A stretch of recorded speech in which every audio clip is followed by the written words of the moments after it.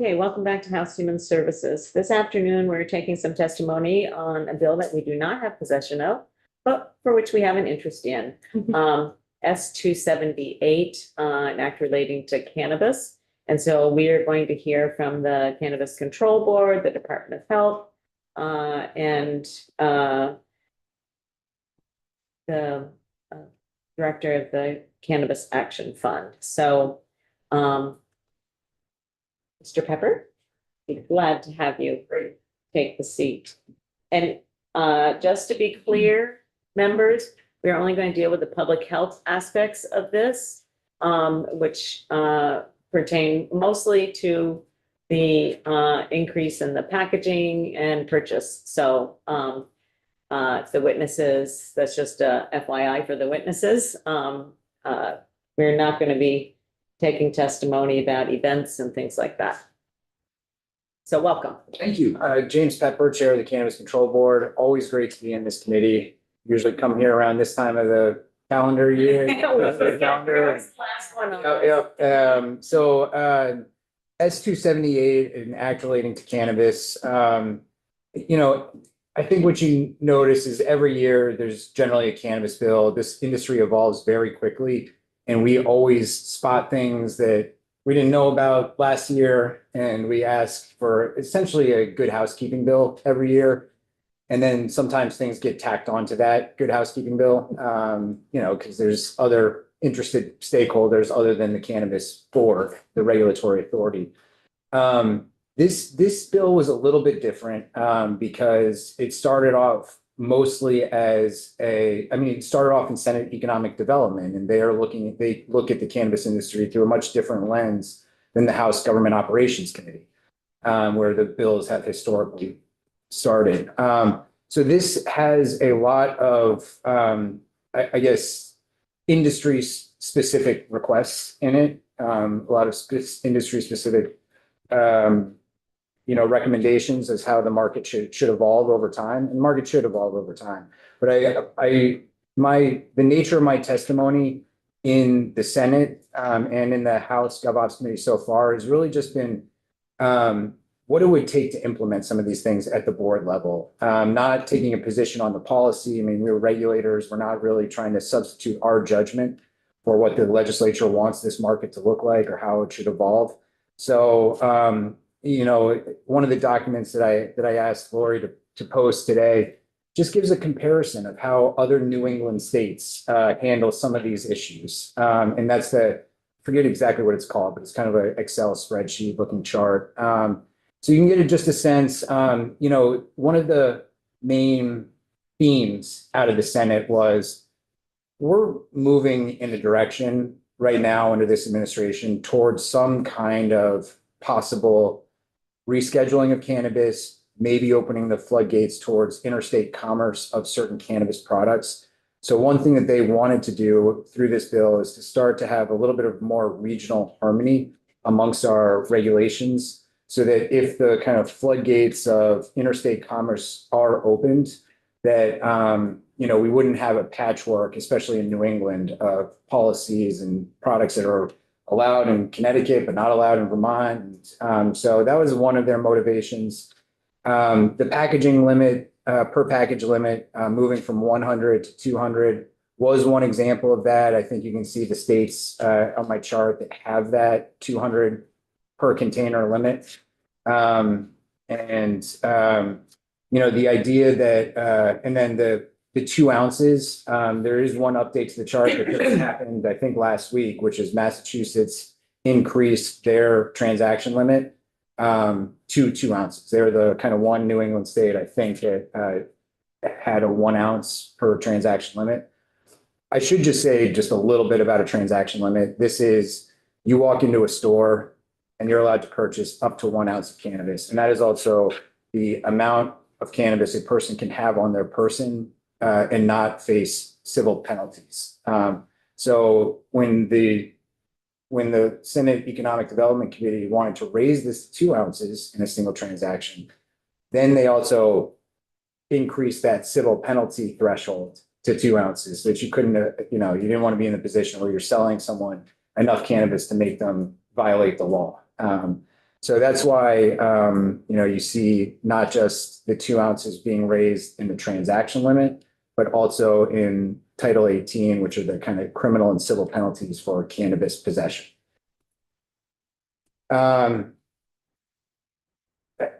Happy to talk about any aspect of this bill you'd like, but really, when it comes to what resources at the board would be needed in order to make this change around per package and transaction limits, it's nothing. This is just, we update our guidance documents. People update their point of sale systems so that you can't sell above that.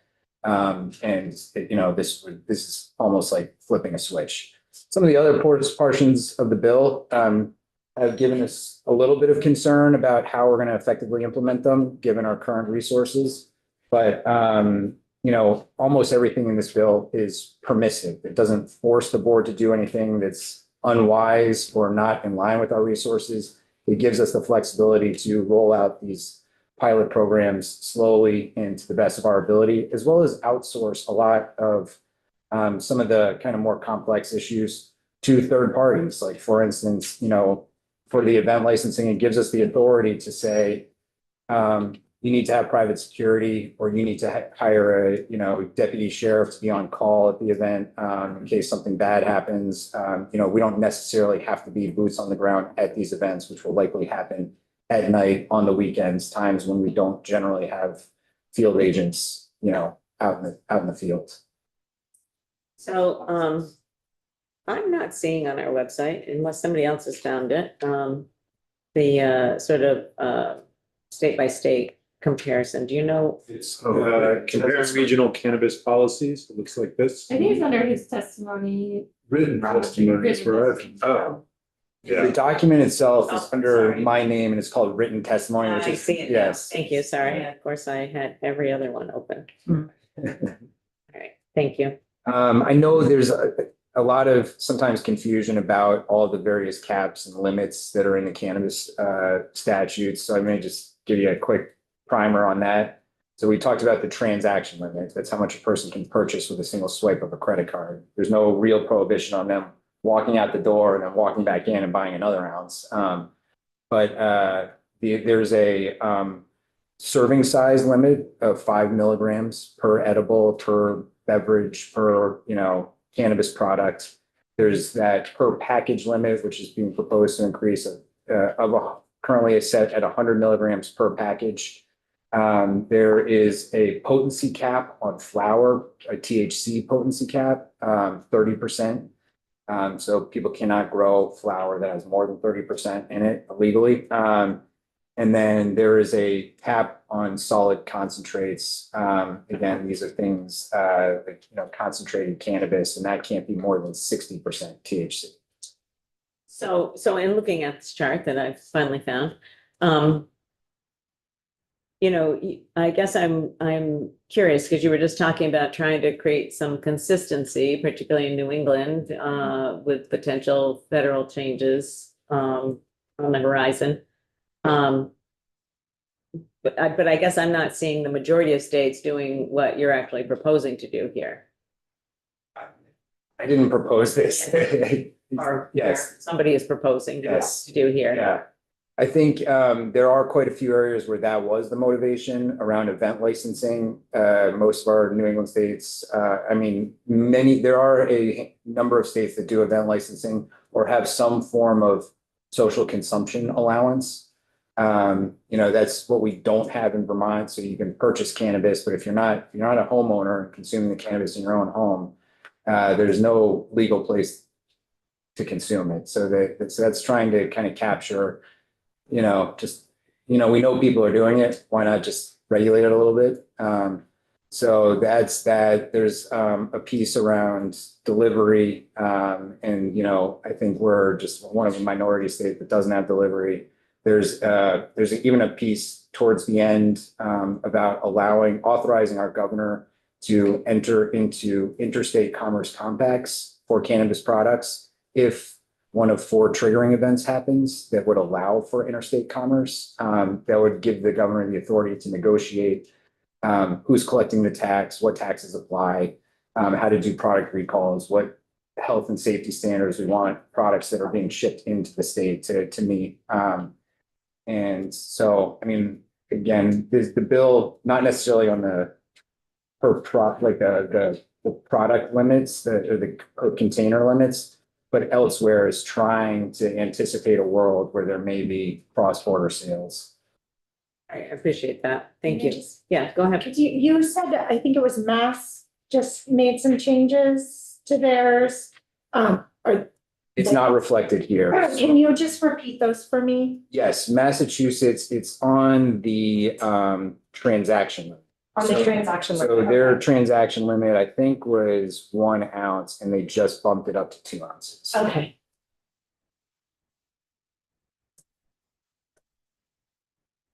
It's helpful to understand, like, it was helpful, oftentimes when we have this sort of miscellaneous cannabis bill, it's at the request of the board. And so helpful to understand that that's not necessarily the case with all of these elements.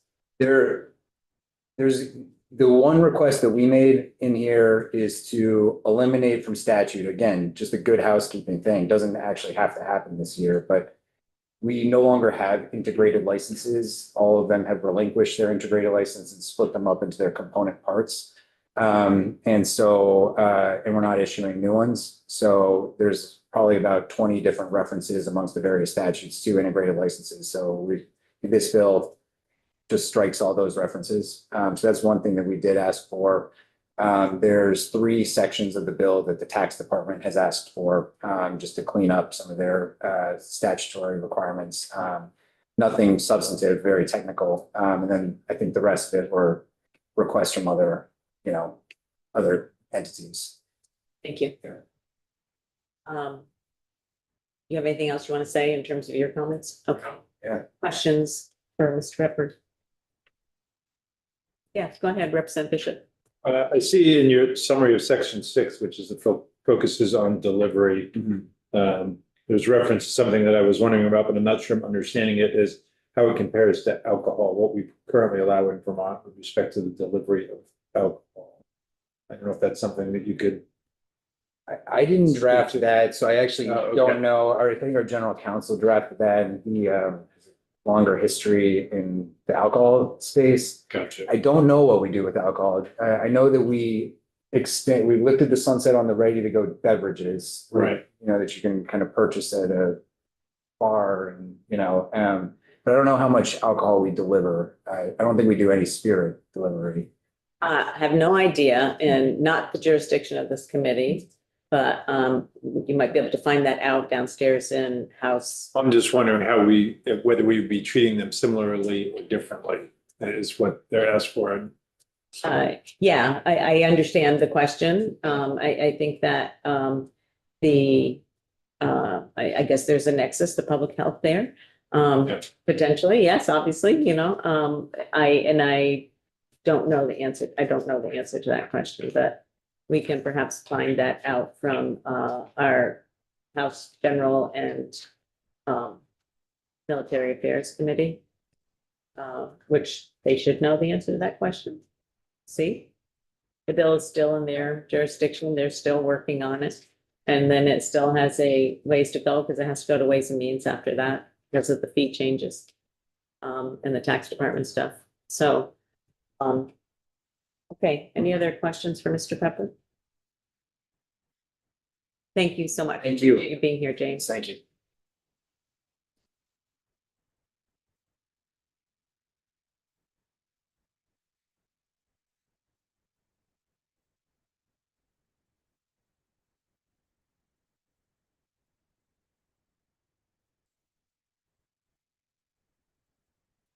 Okay, thank you.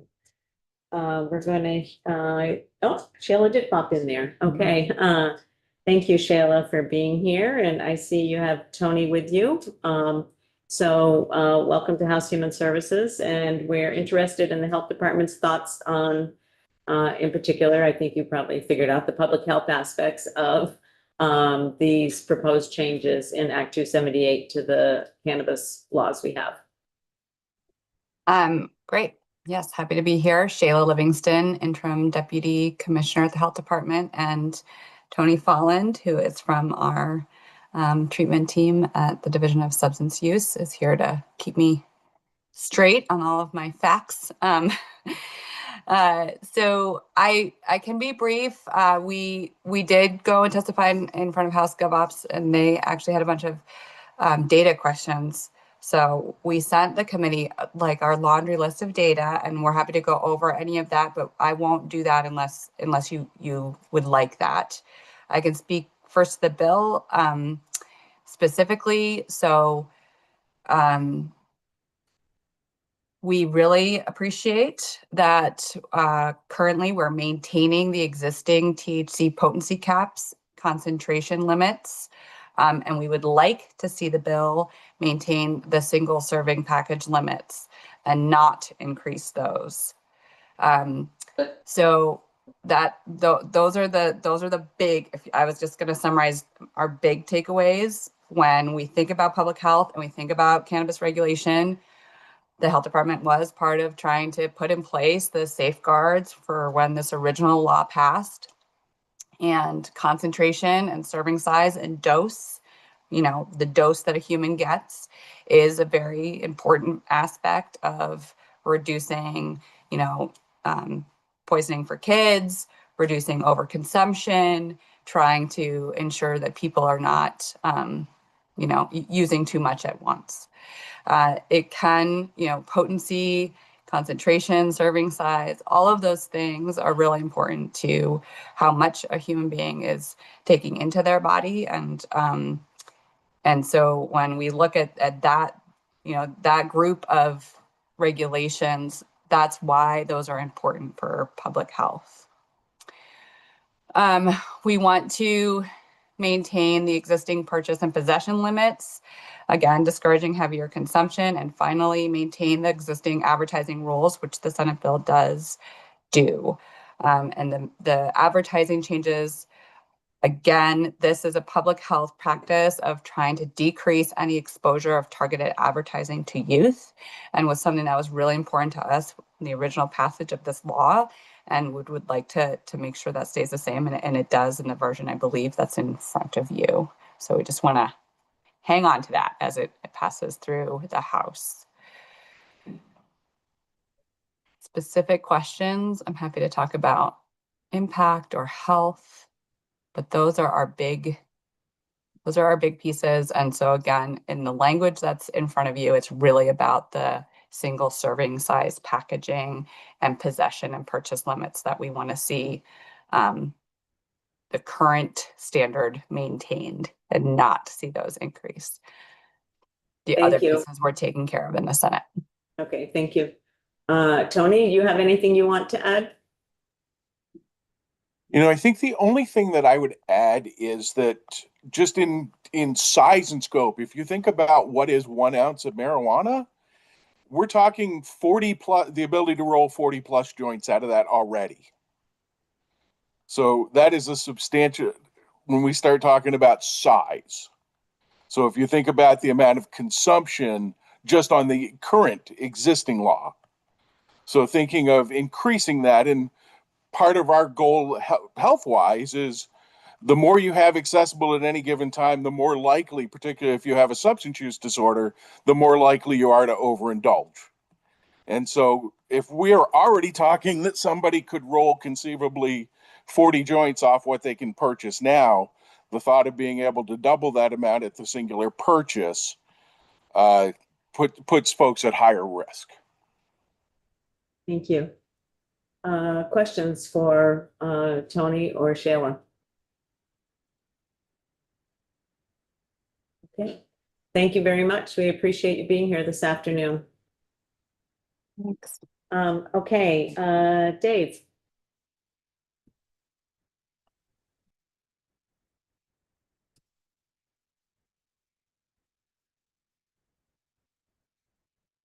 Welcome. Thank you, Madam Chair. Yeah, thank you for inviting me here today. My name, for the record, is Dave Silverman. I'm an attorney. I specialize in cannabis law. I also own and operate Flora Cannabis, a dispensary in downtown Middlebury. And I direct the Vermont Cannabis Action Fund, or VCAF. VCAF is a coalition of over 50 licensed retailers, manufacturers, cultivators, and we focus on supporting the regulated market as a whole, as opposed to the illicit market. When thinking about the public health impacts of cannabis policy, I think it's important to keep some basic truths in mind. First, not all cannabis use is inherently problematic. Our stores, Vermont's licensed stores, we cater to responsible adults who want to buy cannabis that they see as safer because it's been tested. Second, legalization has not led to increased teen use. Not in Vermont, not in any other state. Now, I know this was a huge, huge concern in this building when we were debating legalization from when I started my advocacy here in 2015, all the way until legalization was passed in 2020. This concern has been put to bed. We have now seen more than 10 years of sales in Colorado, 4 years in Vermont. It just doesn't happen. A big reason for that is that underage users don't get cannabis from our stores. We, your licensed retailers here in Vermont, rigorously check ID. We don't let people who are under 21 into the store, let alone purchase from us. On the other hand, teenagers have easy access to illicit market cannabis from unlicensed brick and mortar retailers, like the Smoke King in South Burlington that was busted by the South Burlington police a few months ago, set up across the street from the middle school, selling to the middle schoolers. They're your problem. Fourth, when you make the policy choice to prohibit us licensed retailers from selling products that are widely popular among adults, you are not stopping people from getting their hands on those products. Instead, you're just sending them to the Smoke King and other shops like that, those same stores that sell to underage consumers. And so by prohibiting us from selling these products, you're unwittingly rewarding the people you should be punishing. And then finally, according to the CCB's market analysis, it was released just last month. I have a copy here, it's on your website. Only 68% of total cannabis demand in Vermont is currently being met by the regulated market. That means that nearly a third of cannabis today is being supplied by the illicit market. Now, we believe that bringing the remaining third of cannabis demand into the regulated market is good for public health. It's good for public safety. It's good for the state's budget. Most importantly, from my perspective, it's good for the safety of cannabis consumers because our products are regulated and the ones that are sold at these other stores are not. They're not tested for safety, potency. There's no standards applicable to them. And so we urge you to look at the CCB's market analysis as a roadmap for how to bring that third of the market into the regulated market for public health and safety. Now, the CCB's report found that the single most influential factor that is driving consumers to the unregulated market is Vermont's artificial limit on product potency. It also found broad interest in purchasing cannabis through alternative settings like cafes, consumption lounges, events, special events, the cannabis equivalent of the beer tent at the Burlington Jazz Fest, or having cannabis be catered to a private wedding, and even farmers markets. Now, we believe at VCAF, we believe the single most effective change you can make right now is to align Vermont's potency edibles limit with the national standard. If you ask any retailer in this state, they will tell you that every day a customer comes into their store looking for a 10 milligram edible and taking their business elsewhere when they find out that Vermont limits it to 5 milligrams per serving. Vermont is an extreme outlier on edibles potency. Only 2 other states limit edibles to 5 milligrams per serving. 23 other states with legal markets all follow the national standard of 10 milligrams per serving. There is a broad consensus among all the regulated states, except Massachusetts, Connecticut, and Vermont. Now, 10 milligrams is not a high potency product. That's just standard potency. So I want to address very directly the public health concerns you've heard about potency limits. First, I want to reiterate, Vermont is an extreme outlier on the edibles potency. If our 5 milligram limit was actually delivering tangible public health benefits, we'd be seeing it in the data because we'd be able to compare results in Vermont to the results in the 23 states that have a 10 milligram limit. You should be able to see it in terms of lower rates of ER admissions in Vermont than other states for accidental ingestion of edibles. But we don't see it at all. This data does not exist. When you look to compare Vermont to the other states, you don't find that our policy choice is having the impact that we assumed it would. All we see is people buying those 10 milligram edibles elsewhere. And those other sellers, they're not required to package those edibles in childproof packaging. I'll show you. These are, if I may, you can pass that down. Try to open them. These are very, very difficult to open. These are edibles we sell. Trick. This is actual packaging off the shelf in my store. When you shift demand to the regulated market, you get public health benefits. And in fact, the data shows that since this market opened, 22, 23, 24, 25, we see decreases in the rates of people visiting ERs in Vermont due to accidental ingestion of edibles. You can't open that. It's really hard. I know.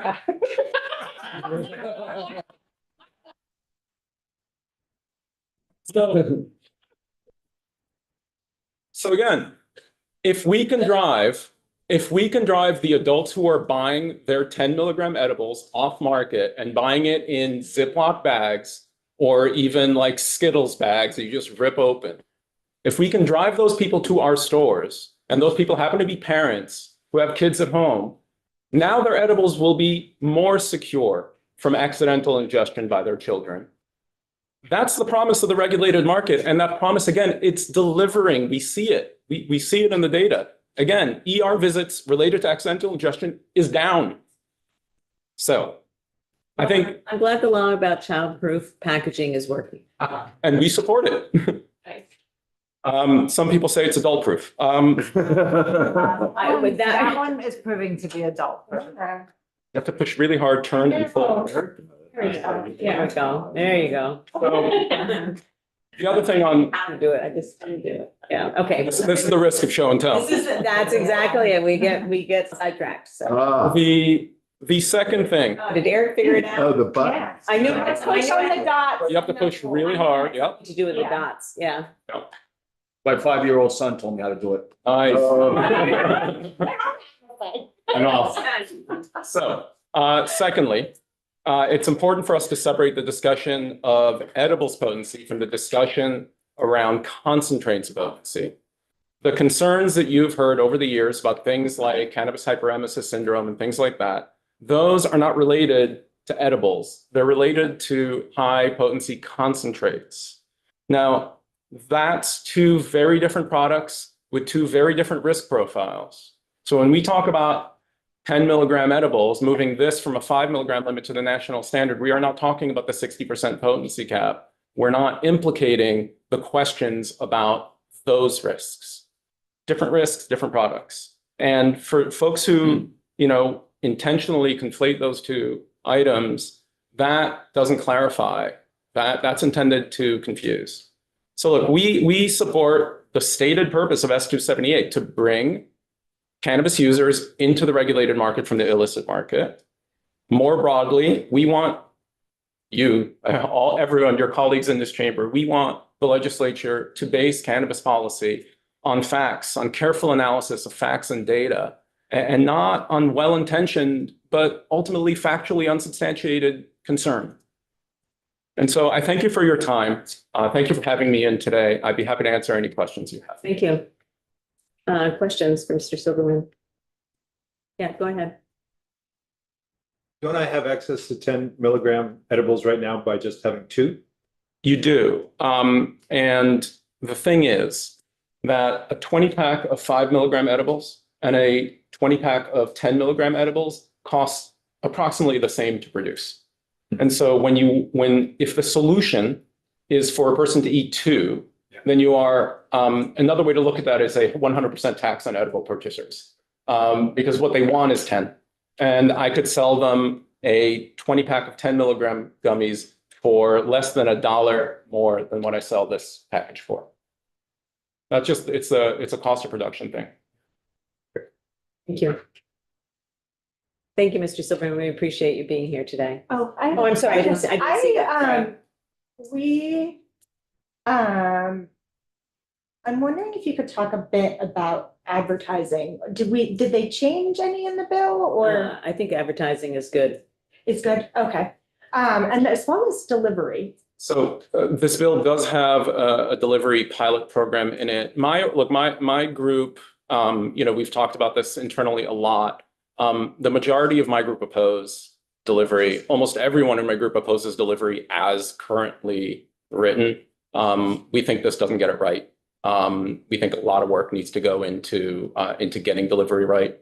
And in fact, the CCB's market analysis, it shows what is keeping people in the unregulated market. Delivery doesn't make the list. So that's just not where my focus would be right now. Thank you. Yes, this will be the final question. One other question, and perhaps it's in the report, but what evidence is there to determine where that last 1/3, the unregulated market users are getting? You said a third of product used is coming from the unregulated market. How do we know that's because it's not cheaper, it's more convenient, it's Yeah. So one of the reasons. I think the report actually it does a really good job of laying all of that out. So potency was the #1 factor. Price is a big factor. Convenience was not a factor. The report found that the current retail footprint is sufficient statewide to meet local purchasing behavior. So that was an interesting finding in the report. It did find that people wanted to get them at alternatives to retail, like consumption lounges and events. It also found some people are staying in the illicit market because their friend grew a plant they get it from their friend who grew it in the summer. And that's not the illicit market, right? That's sharing. That's a different, I don't think we should do anything to crack down on that. But there are stores, online sellers. That's a health risk. That's a real problem that should be addressed. Thank you for being here today. I appreciate Thank you it. for having me. I really appreciate it. And finally, we're going to hear from Jill Sudoff-Garin.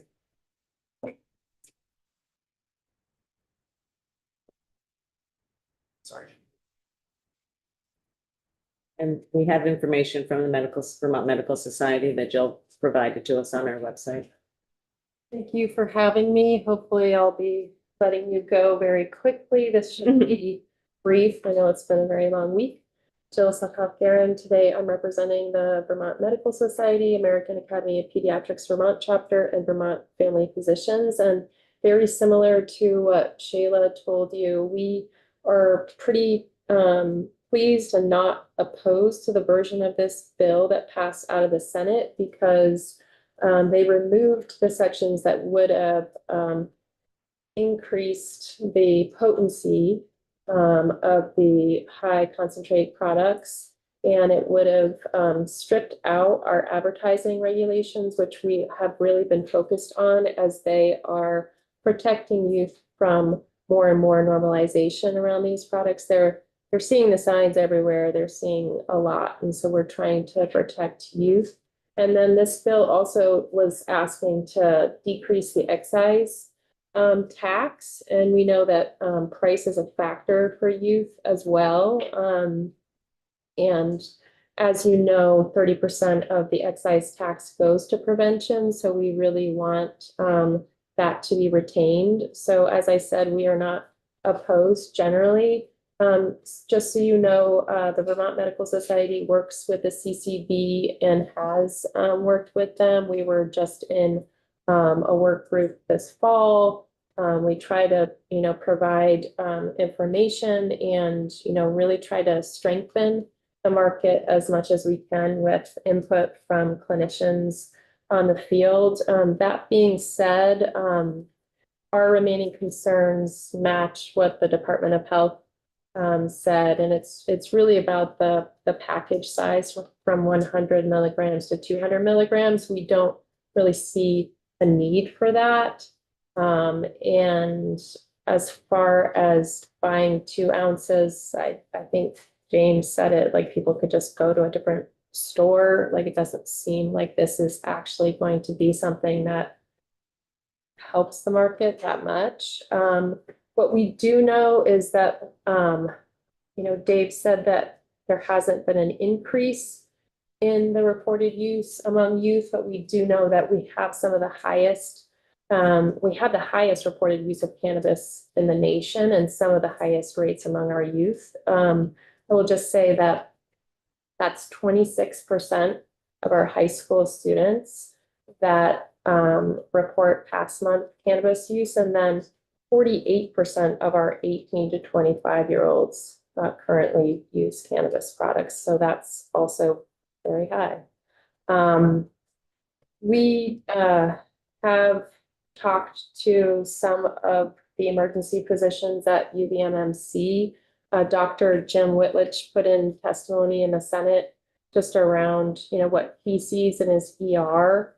And you can see it in my testimony, but when a young kid comes in and has ingested cannabis, this can result in just sedation. It can result in them not actually eating because they're so lethargic, and sometimes they have to be intubated.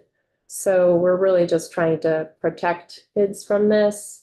And in 2025, the American College of Medical Toxicology put out a position statement really recommending that the THC package be at 50 milligrams. And so we urge you not to increase this. We don't see this as anything that the market needs right now, and we need to also just focus on our little ones. In terms of the events, and the delivery, the question is, do we have the capacity to roll this out right now and do it safely?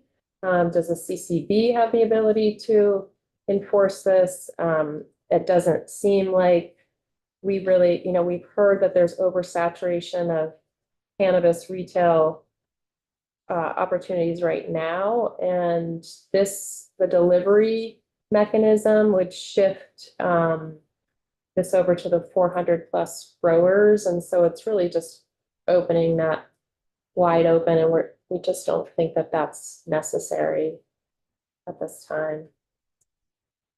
Okay, thank you.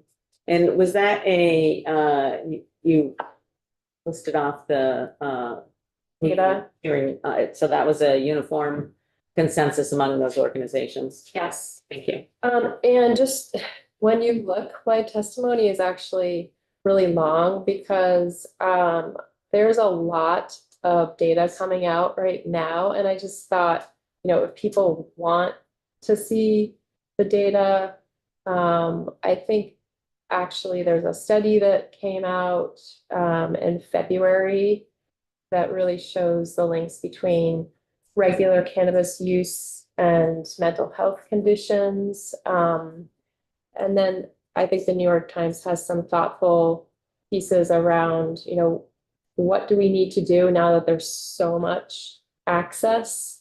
Is access really the problem? And again, it's just really like, how do we do this in the most protective way? Thank you. Shayla, thank you.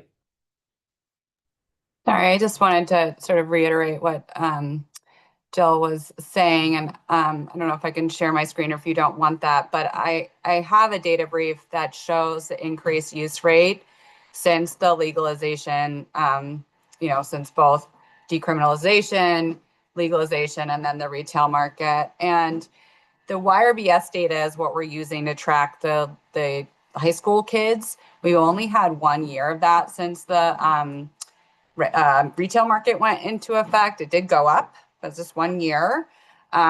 We do see a huge increase in adult use, including young adult use, 18 to 25, which is a very concerning group. So I want to really push back on the testimony before Jill and say that we do have data showing increases in use among adults, including young adults, and young adults' brains are still developing.